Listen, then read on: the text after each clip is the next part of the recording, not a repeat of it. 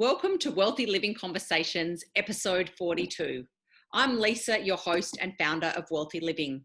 It is here that I connect with a variety of wonderful humans to have inspiring and insightful conversations to help you live a meaningful, connected and well life, both personally and professionally. So social connection and cohesion is critical and when it comes to good health, longevity and quality of life. Yet during the last few months, we've been living in unusual times of isolation and of social distancing, So I'm wondering, what is the impact of this and how do we prepare for and transition into a new story in the COVID-19 era? What does it mean for individuals, for communities, and as a society? And what role can we play? So on this episode, I chat with Gilbert Rochecouste, an inspiring man for over 25 years who has led the movement enhancing social cohesion by reconnecting or connecting and reconnecting people to places. So Gilbert is recognised locally and internationally as a leading voice in placemaking and the creation of vibrant, resilient and loved places. He's a sought-after speaker and skilled facilitator for community and stakeholder engagement activities and has worked with over 1,000 cities, towns, main streets and communities. Gilbert, it is such a pleasure to welcome you on the show today. Wonderful. Thanks, Lisa. Great to be here and fantastic. So what I was thinking, and, I love what you do. And, we've had a discussion on the podcast before I think last year sometime about your work and what you do and placemaking and some of the things you do. But times have changed and, we're all experiencing things differently. And this whole idea of connecting people to places looks very different at the moment. Like we're in very unusual times whereby there's lots of, as I said, social distancing and isolation. And so creating spaces to become, more connective, it looks quite different. And I would love to talk a little bit about that with you today and about what the story is going forward. But before we go and talk about the story going forward, I'd love for you to share some of your biggest observations and reflections over the last couple of months, because I know that this time has given myself and I know a lot of other people time to really think about our own lives and what impact our choices are having on us as humans and also on the planet. And we've been able to see, some incredible things that have happened to our planet in the fact that as humans we've isolated. But I'm wondering what your reflections are coming from someone who works in this space. Thanks, Lisa. Yeah, well, look, if you would have asked me 4 months ago when we're just quietly working away and starting the year, and obviously we started the year with a bang with the bushfires, and then to say that we were going to be in lockdown for 4 months with coronavirus, and then and out of that comes Black Lives Matter, and then the economic sort of tsunami that and climate change tsunami that envelops that. Who would have known 2020 will be what I call our defining moment of our times. My mum's 94 years old, and her defining moment was the Second World War. But this is definitely our defining moment, and a lot of reflections have come out of that. And dare I say, we're still in the middle of it. I don't think we might even be in the start of it. So this could be a whole 5 to 10 year transition process that we're about to birth a new story. But I've had some reflections, definitely, even from my clients and the people in the area that I work in, which is city making and placemaking, is that one thing that won't go back to normal is our work life. We've had for the last couple of 100 years, we've had that Protestant work ethic, 9 to 5, and work hard and work, especially post 1945, we had this suburban, jump in the car, go to work, be in traffic for 3 hours a day. And the stress of that has just gone to the max. And suddenly we've been at home and reconnecting to something way deeper and bigger in our lives, which is of course the work-life balance. Most people have got these hours back in their lives, and which has been quite extraordinary. And I've got one client who's got another client who's got 15,000 employees. 85% of the people who work there have said they won't want to come back to work like they did in the past. Pretty much is saying they'd rather work from home 2 or 3 days a week, which is quite an extraordinary revolution. It's not evolution, it's revolution. Mm. And I think that work-life balance is my biggest reflection. Even myself and my team, even if it's a small team, will be rethinking that. So what does that actually mean for us? What does that mean for where we live and how we spend our time and spend our money in? So I think that other reflection I've had is that obviously if we spend our times more locally, that we get to know our local places and our local bioregion and main streets and shopkeepers and what's happening in our local spaces. We've had to almost be forced to understand our local spaces more intimately, going for walks in local parks and around the block and seeing things that we've never seen before. So I think definitely the working from home and work-life balance has been a key element. And I think the other key reflection I've had, Lisa, is that internal world. You know, the whole world, not all the world, but a lot of the big chunk of the world's gone internal. But what I mean by that is we've had time to reflect and to pause. And I think what people have, you know, is the old saying, it takes 23 or 25 days to change a habit. We've had up to 90 plus days to change habits. It's going to be very hard to go back to what we call the old normal.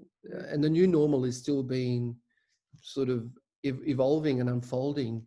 And I think that interior world is really about values. What's important to us. A lot of people have had I've had many therapist friends, and my partner's a therapist, and all the conversations about purpose and what's going on and how do I relate better to my family or mum or my partner or my ex or this or that, because we've had this sort of deep connection to our internal lives and we've been in intimate spaces with our loved ones and things are going to happen. So we've had to learn to relearn how to relate, especially on a deeper level, on a more conscious and authentic level. So dare I say, those three elements are real tipping points around societal changes, and they're still unfolding, and they're going to have massive impacts on our life, our work lives, our personal lives. And I think the other thing that we've had to rethink is that in our consumer society, there's a lot of distractions around sport, entertainment, shopping. We've had to sort of cut off from those and had to go back to basic things like cooking, gardening, connecting, and having much more authentic relationships with our loved ones, games, crafts, all of those things. I've started pickling lemons and sauerkraut and vegetables, Gotta making my come to your house. I love that, I Yeah. sort of, yeah, but so there you go. There's a lot of these elements. I think if you just took those, there's a dozen other things, but if you just took those three things, and it's kind of like that feeling, when you say all that. For me, it's like we're resetting our core foundations. I think it's a major reset. Maybe the world's having a major reset. Yeah, and isn't it interesting that all those things that you just described about home cooking and crafts and gardening and all of those sort of basic homey sort of things that we do. I mean, that's the things where if you think about those things, you think of your grandparents. So in a way, we're moving forward, but in a way, we're kind of also reconnecting with the past generations and looking at some of the benefits of the way that they lived that we've moved away from, and we've had the opportunity to really come back and reconnect to that as well. That's right. I think what old is new again. Yeah. In a 21st century context. And I think there'll be a whole new generation that's been looking for a larger purpose. And I'm talking about mostly the millennials who'll be taking over as our largest citizen group and consumer group in the next couple of years, next few years. We'll start to rethink some, for them, what's important is a sense of deep social connection, authenticity, a sense of community, a sense of buying things that will be built to last. And how do they live in a more conscious way? How do they shop more consciously? So in this period, I think we're going to see thousands, tens of thousands of new professions and jobs like we saw in the last 30, 40 years pre-internet happen. So it will be one that I think will move towards how do we make the world, how do we care for the world more in a more deeper way, but also how do we become more caring and more conscious human beings? And there lies part and parcel of this whole new story that's emerging as we let go of the old story. Yeah, absolutely. You know, and it feels so big, and at the same time, a lot of the things that I think that we're looking at doing, and some of the things that you shared, is about going back to simple. So it's simplifying, yet it seems such a transition. And I know, Yeah, I think and those things sort of seem like a little bit of a contradiction, because it's this massive transformation to move to something new, but yet it's also something that we're sort of going back to simple. But I suppose, like you said, in a modern world, or in the, you know, in the 21st century, like, how do we do the simple, but yet in today's world of high connectivity, of online connection and all of those things, which is just so different. that's right. I think, you know, we are in that transition. Dare I say, Lisa, I think we're in a liminal space at the moment. We're in that in-between space. We're like a caterpillar that's yet to birth out of its cocoon, and we're sort of stretching and pulling back and saying, no, I don't want to. Some are saying, no, I don't want to change. I want to go back to the old normal. I just want to go and shop, and I want my footy. I want my entertainment. I want to go to the movies, blah, blah, blah. Give me my distractions back, you know. And then there's a whole group of others who've said, actually, no, I'm not buying into this. I want to participate as a citizen in my community, in my democracy. And you can see that happening in the Black Lives Movement, around social justice, around the climate change justice, people coming onto the streets and saying no to our governments and our societal norms and values, and saying, no, we want a reset. Yes. You know, we want a fair society. We want a clean, green environment to raise our children in. We want to leave a legacy for our children's children. You know, leave something for them. So I think the story that we're in at the moment doesn't really allow for that to blossom and bloom, you know. So in that, and you touched on it before, I think in that search for elegant simplicity, we're looking for what I call slow, you know, but not slow in the sense of let's just stop, but slow living, conscious living, a slow city where we can actually feel safe and connect to what matters. I think slow consumptions, and in that process, you know, it's connected to the slow city movement, the slow food movement. It really goes back to what you just said. Our mums and dads and their mums and dads lived a much more what I call a life that was much more connected to their communities and place. Where we've probably gone to an extreme, you know, with that virtual world, and everything's getting better and better, worse and worse, faster and faster. So I think it's the faster and faster thing that's really said, okay, that's enough. COVID's given us a major pause, and it's given the planet a pause. And now we can say, okay, what do we want to go back to in that pause? We've created a bubble of oxygen to fill up again. What are we going to, in some ways, we're going to write our own script in this movie. You know, that's a good way to say it. You know, we're the script writers in this movie that's unfolding. What script do we want to write? And for me, I know that my script, exactly, and my script is going to be definitely one of a much more conscious world where I'm a player that I can help and be of service to unfold this new narrative of place, which is about, you know, putting people and planet first. Yeah. Look, I think the word for me in everything that you've just said that really jumps out is sustainable.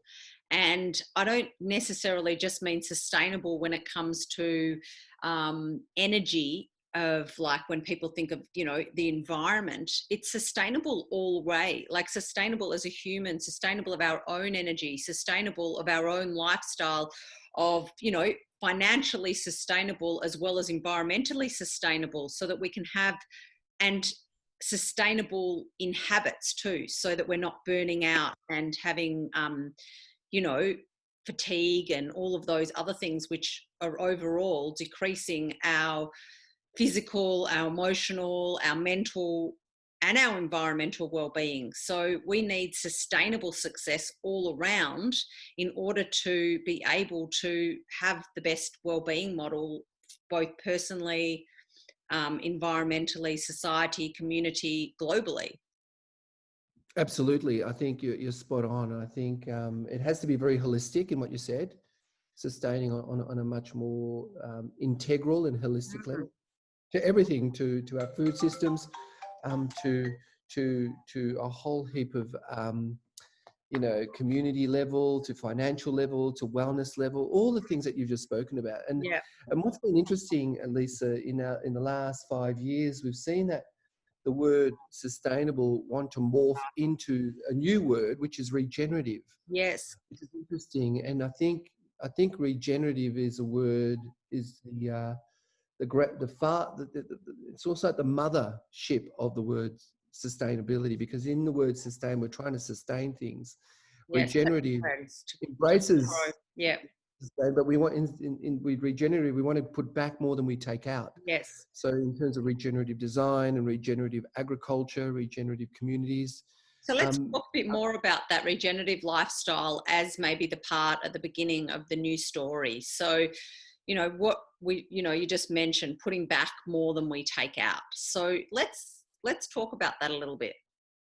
That's right. And I think it's good to name the old story. You know, the old story has been pretty good for us. It's given us a lot of choice. It's given a lot of a lifestyle that we've all embraced, and you know, we can do this. And I think what we're seeing now, that old story, as much as it's given us a lot of great things, and we have to give great thanks to that, is that it's based on an extractive model. You know that the earth is so plentiful. It's like it's abundant, and we can just keep taking out as much as we want. So at the end of the day, that's not the case, and we've seen that with climate change. So I think the news story, as we birthed out of our little cocoon, the caterpillar wants to birth into this extraordinary new butterfly, which is the regenerative story, I call it.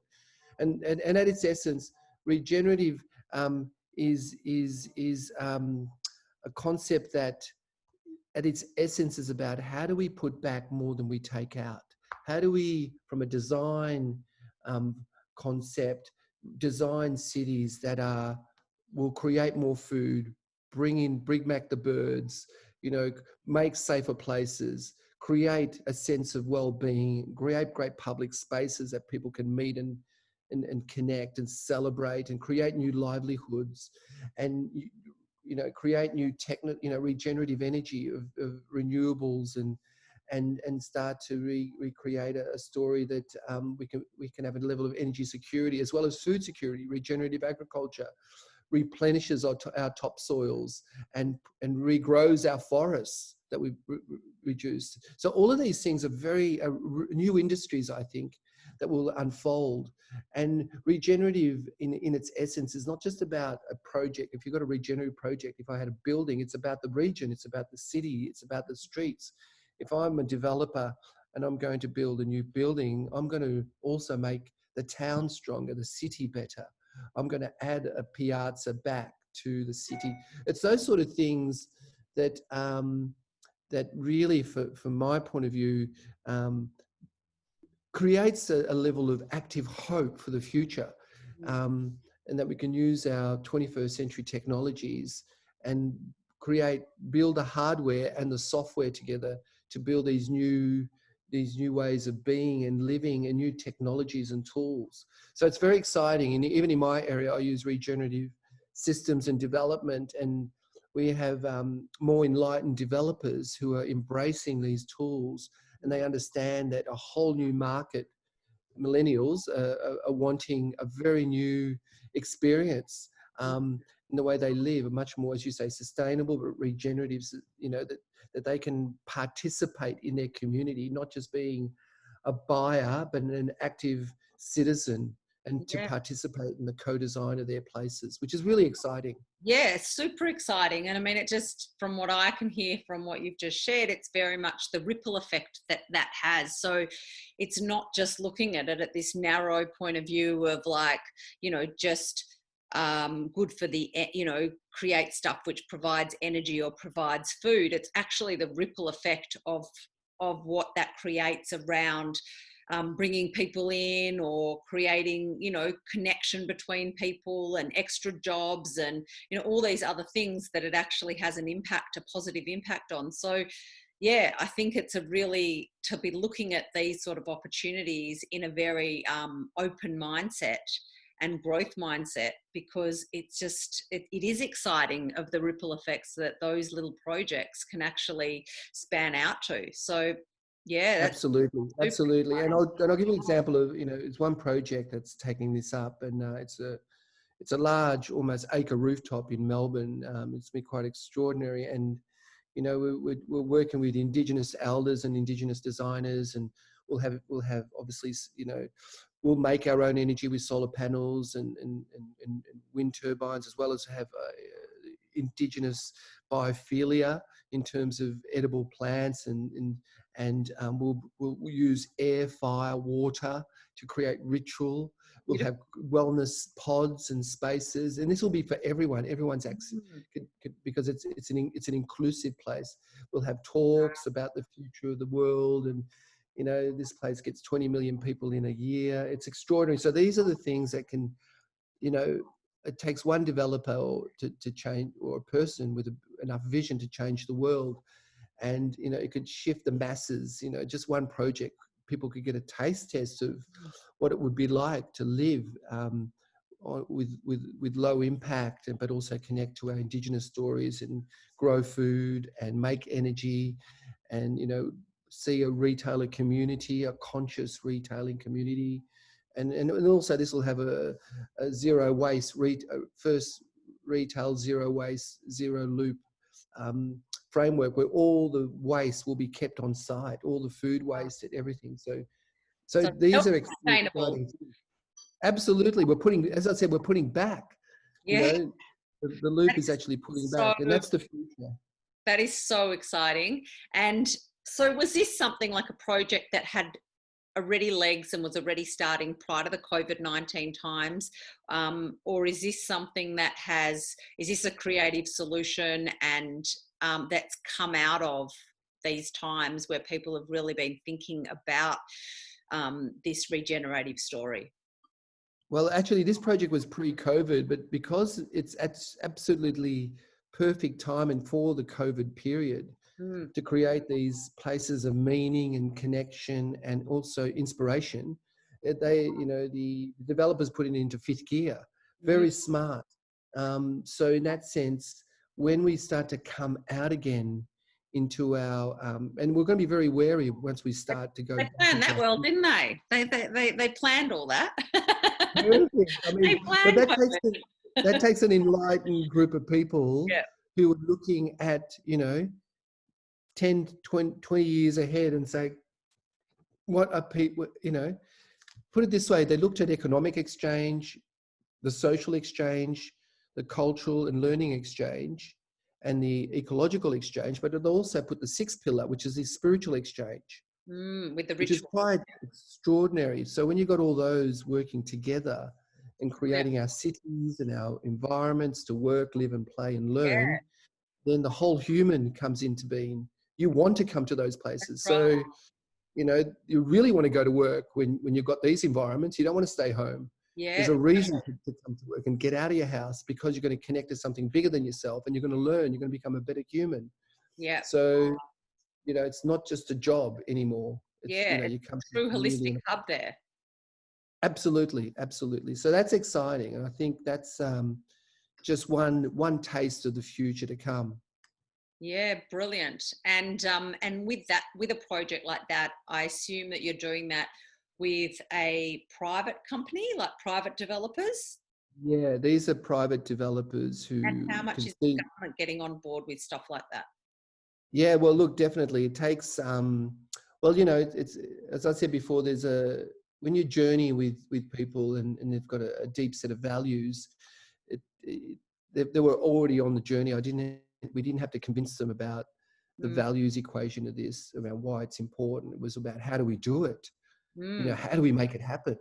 mm. That's the exciting piece of our work, and the implementation of that. So unfortunately, that's not the majority of people who create towns and cities and etc. But the smart developers and the smart money are really moving into these areas, and really getting the benefit of what I call the next citizen consumer, a more conscious consumer unfolding, which is, I think, very exciting. Oh, super exciting. So if we continue and look at these, other pillars of the new story, so what else have you seen? What else is, like, even when we look at, say, the obvious part with COVID has changed, are those meeting common places, the physical spaces. How do we reclaim and reconnect those spaces, with the fact that, I mean, look, hopefully the social distancing and stuff isn't going to last forever, but it is a very different, even with all the hygiene and with all the, I mean, those things aren't changing in a hurry. Like, we may No, be able to come no. together and gather in more and more numbers over time, but I think people are now, have got different mindsets about in the way that they interact with others. And so how do Absolutely. we reclaim these common Absolutely. spaces? Absolutely. And I think another pillar or theme that I've seen emerging out of this COVID period, and it's been happening for a while, but it really is the return to the commons. And what I mean by that is return to our public spaces in a way that's much more connected and meaningful. And look, things won't change until we get a vaccine and we're all super safe. But I can tell you now, people are rethinking about what it means to connect and what it means to we're at its essence, humans are social animals. In our primal brain, a big chunk of our brain is built to connect and Mm, built to search for meaning and connection. So as a placemaker, what we're seeing is, once we get through this period where we have to create safe places with physical distancing and hygiene environments, we're going to start to see people wanting to return to environments that not only where they can have an economic exchange, or it could be retail or consumption, but also a meaningful exchange around culture and learning. And as our parks and libraries open up, these are places that really are places for mental wellness. mm, Italians always knew that the more festivals that you would create, the healthier you would have. Healthier community you would have, because it's around social and mental wellness, people breaking bread together, celebrating. So what we're starting to see is slowly, as restrictions start to slow down and we start to move towards a vaccine, people will really start to move back to their, first and foremost, their local places, their little piazzas and streets and town centres, and supporting local. And then what we'll start to see is the increased importance of public spaces. You'll start to see developers building little mini pocket parks and piazzas, and public seating and public events and rituals. And what we've underestimated, the importance of our arts sector to mm. our arts give us meaning. Dance, music, I'm busting to go for a dance with my mob, and I'm sure you are too. It's like our food. You can only do so much on the internet on your own in front of a TV, but because we when we bounce off other humans, we're being nourished. Yeah, absolutely. Our souls are being nourished. It's like food, soul food, and we get inspired by that. We don't even have to talk to people. Yeah. And but so I think that'll be an extraordinary evolution of the commons. We'll become commoners. And Mm, what I mean by that is that you have virtual commons, which is like Wikipedia, the internet, and what's happening here, accessing that a global community. And then we have the physical commons, which I spoke about, all our public spaces, which is going to become increasingly more important. and how we govern that. And one of the biggest things that I've seen, Lisa, is that people are going to come out and wanting to participate more in their local democracy, in their local place.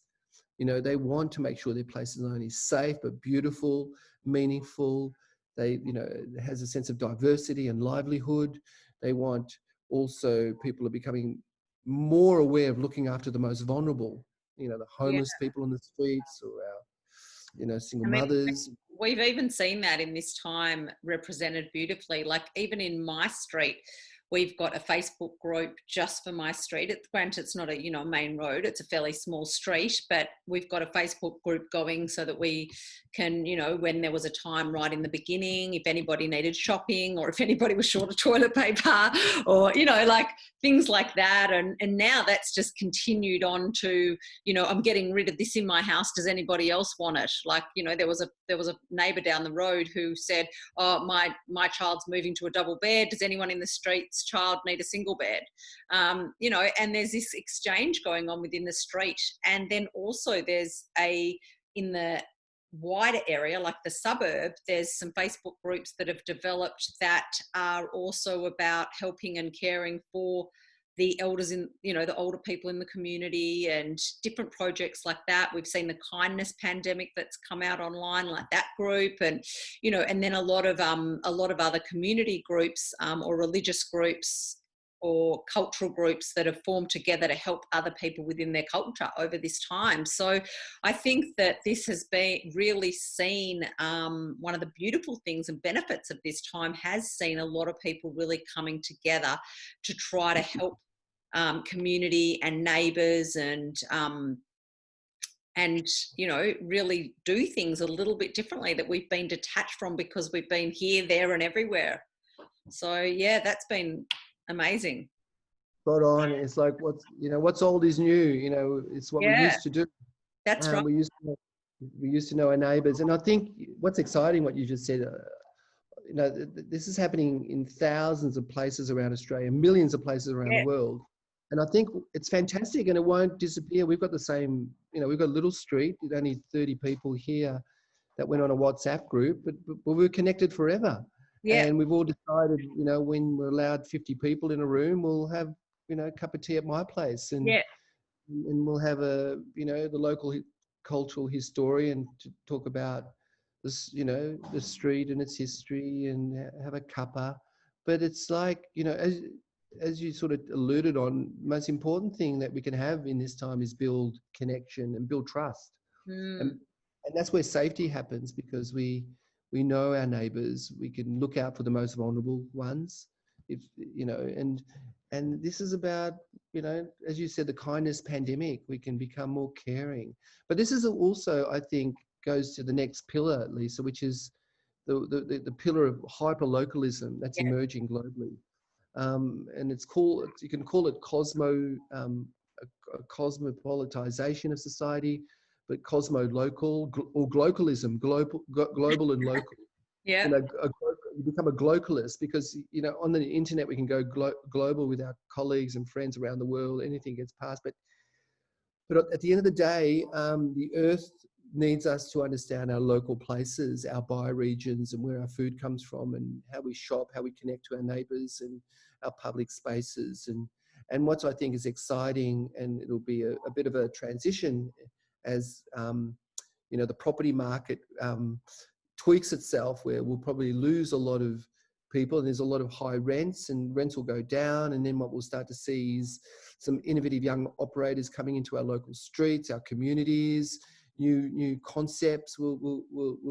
This happened back in the early 90s in Melbourne. People forget that there was a whole shift and change where Melbourne half the shops were empty because of cheap rent. People came back to the street. Our laneways came back to life. We created night markets, and it's going to be the same blooming of, I feel, of innovation and imagination around a local story. There's thousands of local stories in Australia, all centered around their local town or village hub or main street or cluster of small shops, or the local park or the local community centre. it doesn't matter. But I think, you know, I heard a fact with one of my colleagues a couple of years ago. I think it was she was one of those looked at research that all global manufacturing, more than half of global manufacturing will be local in 2050 or 2040. That's extraordinary. That is extraordinary. So that's because of obviously 3D printing. You know, you could 3D print a house, just about anything now, but imagine that in 15 years' time, the technology. So suddenly we're living in a localist world, and we can create our things that we want to create, which is quite extraordinary. Mm. Yeah, super exciting. Can you just for a second, like just those last few sentences that you said, the connection went a little bit. So is your connection still good? Can you hear now? Yeah, I can hear you. It just sort of was like jotting in and out a little bit. So I was just double check that the. No worries. I'll just repeat that last little bit, if you like. Yeah, no, that's okay. That's okay. I heard it. And I think the listeners could pick it up. It's just that, just make sure going forward that we're a little bit more. No worries. But look, what I did say is that the future will be local, and with 3D printing, a lot of global manufacturing will become local, and that's an exciting. Think about that for a moment. Yeah. Any tool that you would need could be created on site, locally. You'll have thousands of 3D printers in your neighborhood. You could just WhatsApp and, you know, Facebook. I need this. Yeah, I can bring you that tomorrow. It's a very different world, and also, you know, Australians will be, you know, they won't be going overseas in the next 6 months. That's for sure. Yeah. So we'll be getting to know our country in a very intimate way. Loving our local. So locally loved will be the loving local, and creating lovable places will be a key theme in this environment. Yeah, absolutely. And, you know, I suppose even if we moved on to say one of the other areas, which is, you know, we touched on slightly earlier in the conversation, that is a massive change, which also keeps us local, is the fact of, like you said, that all these home-based offices. So people working from home, like you said right in the beginning about that, changing the idea with the work-life balance and all of that stuff. But it also then keeps people local and shopping locally and eating locally. And yeah, I mean, that's going to also have a huge impact on different areas, especially like what's our city going to look like during the weekdays with half empty buildings. I mean, it keeps us local, but then what happens to the city?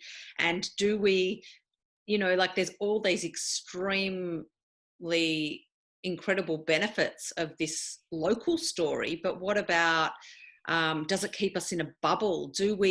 I mean, when you look at even just, we're both in Melbourne. So when you look at Melbourne and you look at areas, different suburbs have very different, I suppose, socio-economic levels. So does it then decrease the diversity and keep people in their bubbles of, you know, the more wealthy are sticking with the more wealthy, and the less, you know, the people that are more poor, are they all sticking together? And is there not this hub of cross pollination, or not pollination, you know what I mean, as much?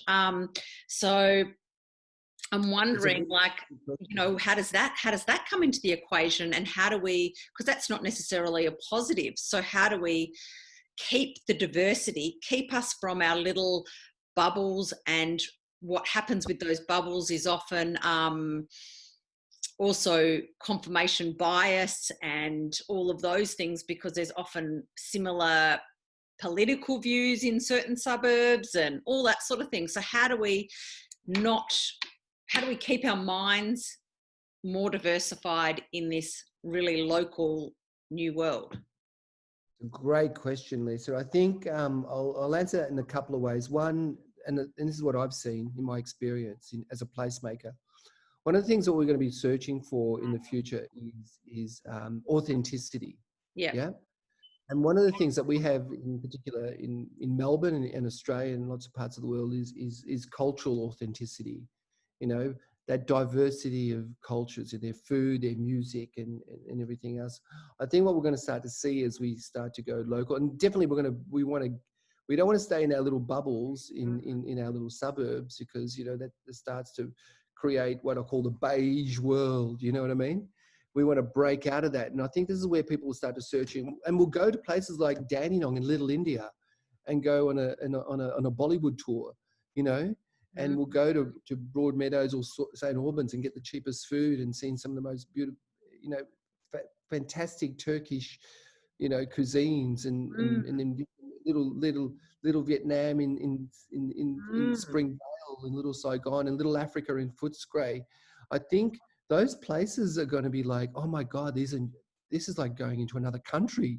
You know, we have this little, that makes me think the tourism, you know, like everyone's talking about the tourist, sorry to interrupt there, the tourist is, you know, tourism going down because people aren't traveling, but maybe that's the new creative solution for people in the tourism industry, of creating these little stories within our own cities. That's right. Our own city has a tourism story, which is Yeah. extraordinary, which is exciting to sort of deep dive into. And and of course, we're going to go to beautiful places of our natural wonders, and that are local and beautiful, and but also let's not forget our diverse cultural communities, and the gifts that they can share with us of food, music, and culture. So I think that's going to be an interesting sort of evolution. And I think I, for one, and a lot of my friends will be visiting those places, because we get you know, we get a sense of aliveness. It's not beige, it's raw, it's gritty, it's safe, it's beautiful, it's tasty, it's yummy, it's inspiring. And also, I think what's going to happen with our cities is what happened in Melbourne in the 80s. There's going to be a lot of empty buildings, but in empty buildings, rents go down, and we're going to have thousands of new opportunities, like we saw in the late 80s and early 90s, of young creatives going back into the city, and community groups, and maybe civic institutions. And then we start to have a much more, instead of a business city, we have a city that's got both hospitality, entertainment, but culture, the creative arts, but affordable spaces where new artists, musicians, and galleries can pop up, and it becomes a real rich. And that's what Melbourne was in the early 90s. You know, there was a rich layering of creative industries. So my sense is there's going to be an extraordinary journey of innovation and imagination in that. So it's happened before. We've seen Melbourne was a dead city, a lot of unemployment back in the 80s and early 90s, and then it sort of took its own evolution in its own hands. So I think this will be different again. Who knows what it's going to look like? But definitely there's a lot of creative people out there wanting to express. And there's a lot of what I call millennials who don't want to be just consumers anymore. They want to participate in their cities. And that's more of a citizen than just a consumer. So that's an extraordinary shift that we're about to see in the next 5 to 10 years. I mean, this all just sounds incredibly exciting, and lots of different, you know, even just for the economic model, like lots of different opportunities for different jobs. I mean, it might not look the same as before, but it doesn't mean that there's, you know, that the job market goes. It's just changing, you know, what the job market looks like. But I'm wondering, for someone like yourself, like listening to this, it excites me. And I just think, oh my God, how much opportunity. There's so many different solutions. It's creative, it's innovative, and it's brilliant. But for someone like yourself, who's actually on the ground doing this stuff, you're really open-minded, you're loving these opportunities, but how much of this is the ideal and how much of this is actually the real? Like, what conversations are you having? How many people are having these conversations? Are they just at a very small level, low level at the moment? Are multiple communities or corporations having these conversations, and are they going to the government for these conversations as well? Like, can you inform what's going on at the moment? Yeah, good question. Look, and it's not to make this a whole romantic sort of narrative. You know, I always say where there is vision, the people flourish. There are a lot of people having these conversations, and the smart ones who are going to thrive in this are having these conversations, Lisa. That's the thing. the ones who are sort of saying, oh my God, lock down, get rid of people, do this. And dare I say, there's a lot of, in this transition, there's going to be a lot of pain, there's going to be a lot of hurt, a lot of loss. And that's what happens when we're in a birthing, you know, it's like we're the birth mothers and birth fathers of this new story. We're hospicing the old story, which is dying. And we're sort of birth mothering and birth fathering a new story, and it wants to be born. So a lot of developers, a lot of government officials that I've spoken to are having these conversations about what is the new local, what is the new economy, where do we create conditions for more innovation? When we lose tenants, where do we put, you know, affordable rental? Where do we bring in the arts and culture into this? There's going to be, you know, those who adapt and thrive, and then there's going to be those who don't adapt and don't change, and unfortunately they're going to die. Yep. So that's the brutal facts about transitions. And every transition we've had on the planet has been a painful process. They're not joyful in spaces to be in. Yeah. That's what I'm not trying to say. What I'm trying to say is that we need to think about what do we want to create out of this, and we need to create something that is dynamic and flexible and resilient and regenerative. And we need the right developers, the right government. And I think this is where the fourth pillar I was going to talk about. We need business to be a force for good. Business is the largest, most influential institution on the planet, and it has lost its legitimacy. Well, big business has lost its legitimacy, like banks, et cetera, et cetera. So we need to reclaim that legitimacy, especially with small business, SMEs. And I think SMEs do hold the country together, and they are, for me personally, the placemakers. They are the eyes on the street. They can create innovations. They create culture, the great food, great arts, great fashion, great, you know, bookshops, all of those things that we love and we take for granted as part of our daily rituals. So businesses can really come together and give back a little bit, especially the big businesses, and to inform and curate a much more a better story for the next citizen consumer. So ultimately, these neos, millennials, they got what I call good bullshit antennas. Yes. They're going to see through the crap, and they're going to see and say, well, actually, no, that's not real. That's not authentic. So I think businesses are going to have an extraordinary role in this to unfold the new story. Yeah. So it's kind of looking at it that we need more going forward in more conscious ways and a new type of leadership. So what I'm wondering, where if like it all sounds brilliant, and say there are so many in this city alone, and definitely all over the world, there are so many amazing local artists, whether it be in fashion, whether it be in visual, whether it be in performance, that create these that can contribute to these new solutions. But often what I've also seen is a lot of people in that space aren't necessarily, they might be leaders in their specific areas, like their skill sets might be brilliant at their craft, but they might not have the leadership in order to go, well, that's great that we've got this new model going forward that could combine this industry and this artist and this type to create this incredible connective, regenerative space. But they don't even know where to start, to how to get into those things, unless especially if they're emerging artists, which just, which would be brilliant, because then you're really using local. Like, apart from there being, government grants when they decide they want to do a project that they can then apply for, which they often don't apply for because it's such rigmarole to do that. How do you actually get this happening, and who takes leadership? Like, who are the leaders? Obviously, you're one of them, being, one of the incredible placemaking companies or businesses, small businesses locally. But like, if people are listening and they are one of these people and they want to get involved in this new solution, like, where do they even start? What a great question. I think, and you talked about that question, what it is to be a leader in this time. Yeah. And we need good leaders. And I think, let me answer that for a moment, and then I'll answer the second part about where do we start.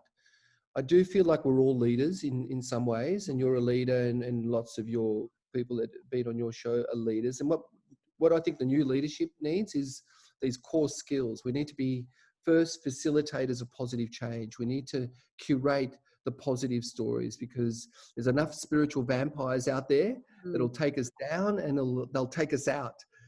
So we need to uplift people's possibility that they can change, and through positive change. So facilitation is a core skills. How do we facilitate good people to come together? How do we create new environments for people to come together? How do we create third places where people can meet and connect and network and make the 1 and 1 makes 3 sort of process? The other key thing I think out of leadership is to be a good enabler. We need to enable these environments to be given birth, or to create the spark, to initiate the new.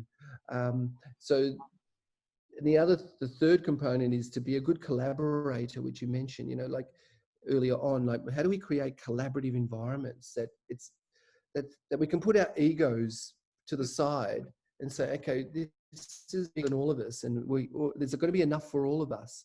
And how do we support each other in this process? So that new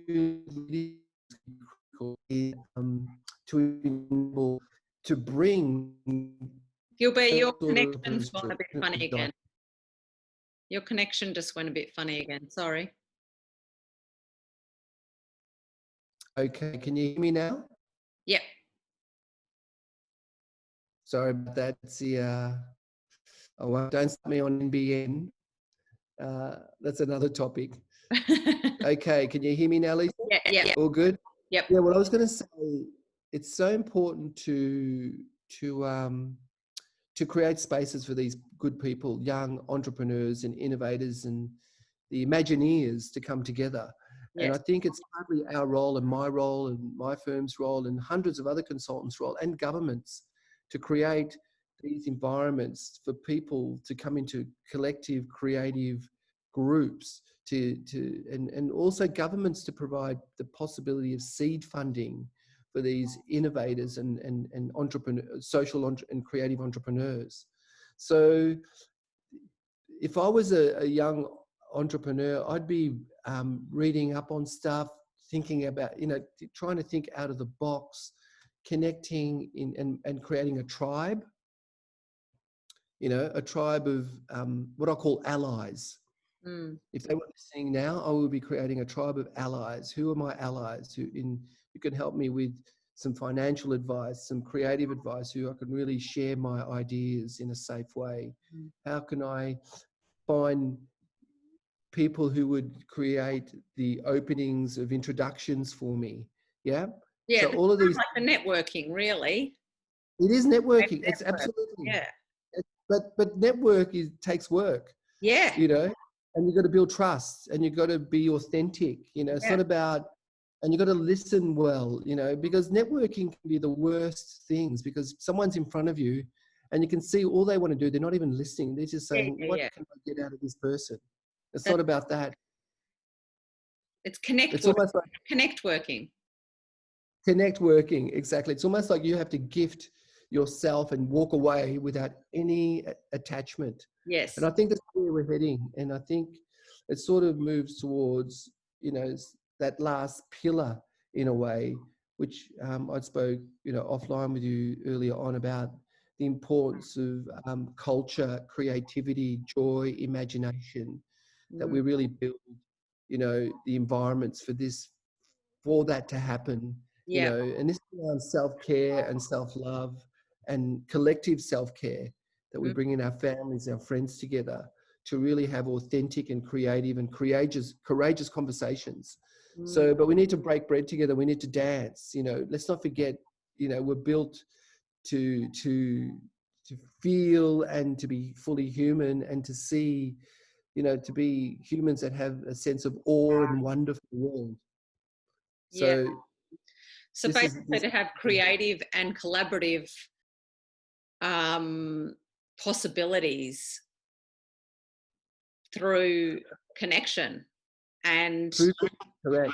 the problem is that this idea that you just shared about breaking bread together and, you know, really having these courageous conversations, and I couldn't agree with you more.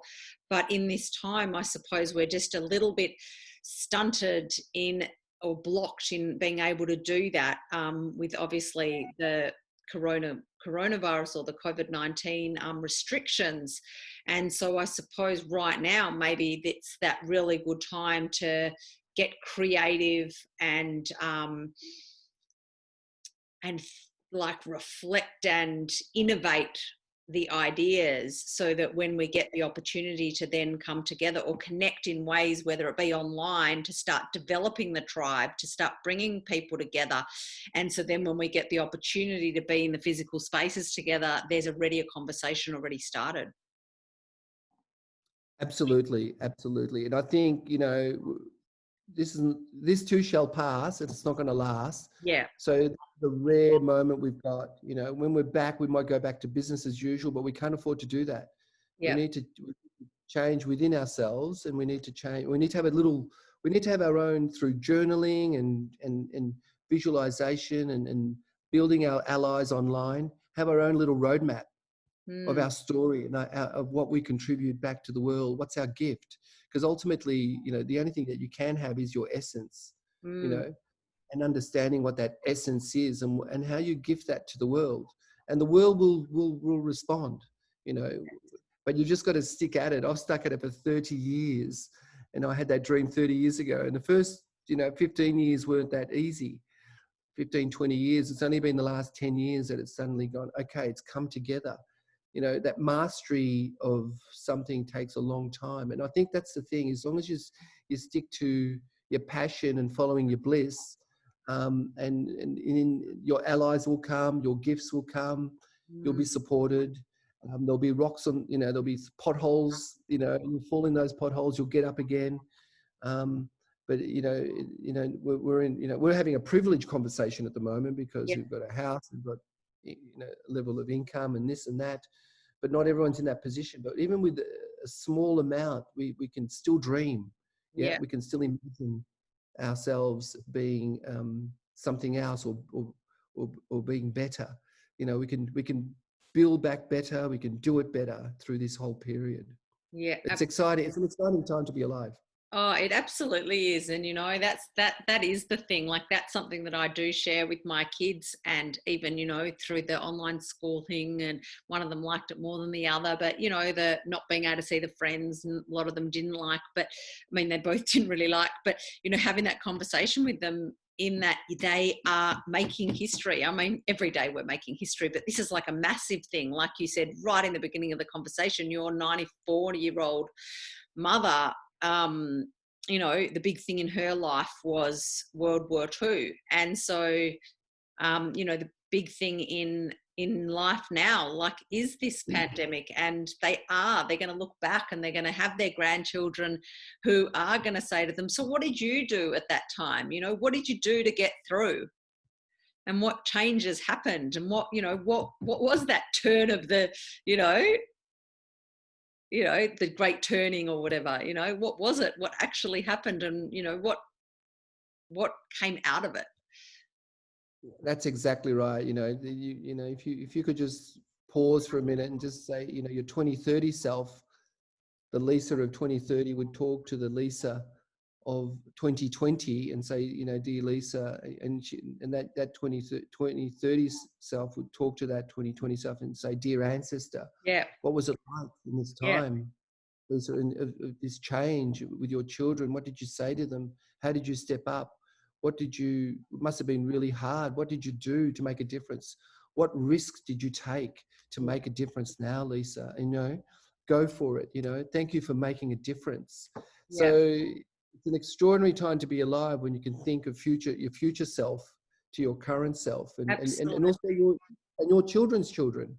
we'll And be you want to looking be back. able to answer that, like, even when even, what you talked about, even the beginning of this year, starting off with the fires and the big conversations around climate change, and, and then the conversations with this pandemic, and then bringing it to the conversation of the Black Lives Matter. And, it's like this massive year of all these huge conversations. And I suppose when you talk to that future self talking back to the current self, you want to be able to be proud of some of your choices, of what you did at that time when you do look back. And it is a very interesting perspective to do that. And I encourage anyone who's listening today to do that. Maybe write a letter, like, from your future self to your current self, and about that situation. And it's quite enlightening. And it's It quite is. inspiring. It can inspire action.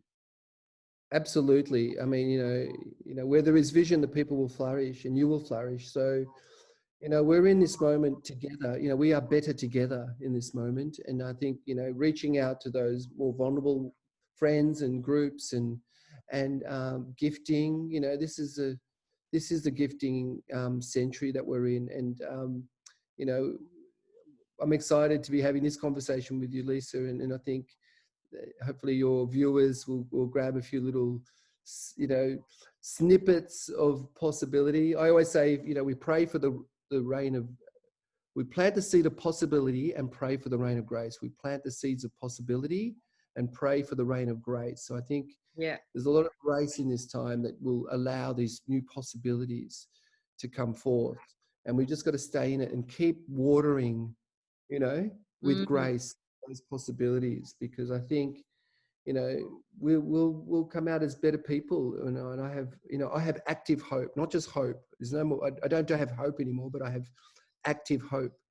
And that's something that drives me personally, that I can activate my hope into action and into discussions and into courageous conversations. And I think we can all do that. If we can all go back through after this journal, 3 things that we could do, small things that what you could do, little actions that you could start to change tomorrow, and do that little exercise that you just said, future generations and current generations.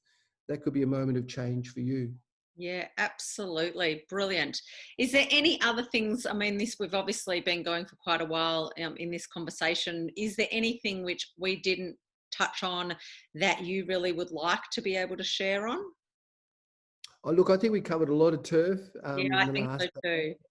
Yeah. Yeah. So, But yep. I think, if, as I said before, we're better together, Lisa. I think that Yes. there's one word, I think, we're moving from that I to the we.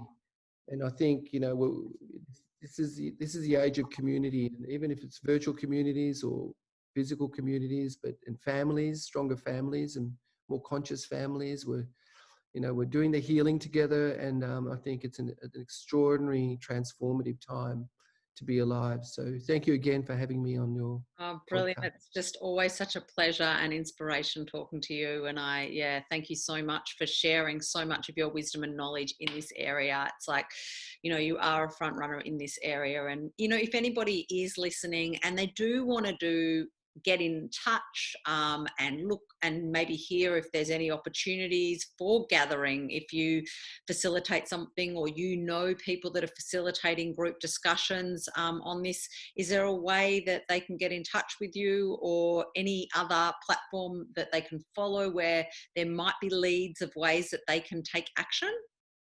Yeah, so just if they keep in touch, even if they sign up to be informed on our website, villagewell.org, www.villagewell.org, and or you could email me, Gilbert at villagewell.org. No problem. Happy to support or give you a few books to read. And on the and I'm glad you've said that, on the 9th of July. This week was World Localization Week. Okay. So on the 9th of July, Michael Schumann, an extraordinary human being based in Washington, D.C., he's written about 5 books is a guru of localization, is a quirky economist attorney, Jewish economist attorney, great friend of mine. He's written about 5 amazing books, and both of us are doing a masterclass on the new local, Oh, going local and power. So that'll be a series.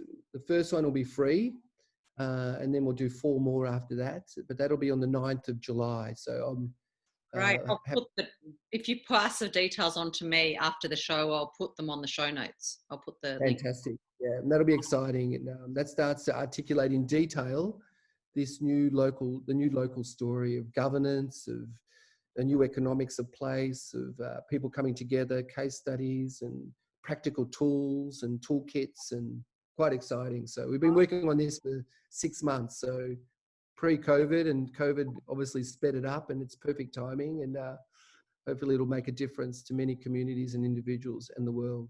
Oh, brilliant. Amazing. I'll definitely tune into that. Will there be a recording as well? Yes, there will be. Oh, We can pass brilliant. that around. Excellent. Well, thank you so much again for, for having this conversation and sharing where we're at and where we can possibly be going. So it's really exciting and inspiring. So if you have listened to the conversation today, I would love to know, well, we'd both probably love to know your biggest insight or takeaway from today's conversation. Just please leave a comment and let us know. And if you've enjoyed today's episode, please share it with your friends and consider subscribing to the Wellthy Living podcast on iTunes and on YouTube. To find out a bit more about my services, you can visit my website at wellthyliving.com.au or connect with me on any of my social media channels. So until next time, remember that connection is medicine.